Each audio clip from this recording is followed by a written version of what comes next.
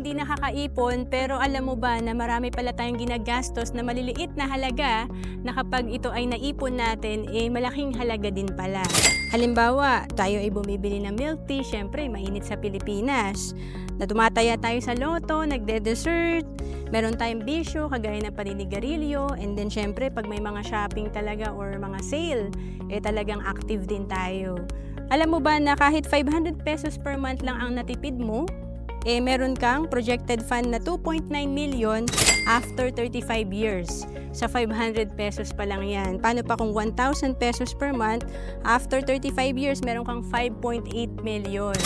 And kung naghahanap ka ng investment, pwede ka magsimula sa Kaiser kasi dito, 3 na agad ang meron ka. Tinatawag namin na level 1 investing. Dito meron kang healthcare, life insurance at investment.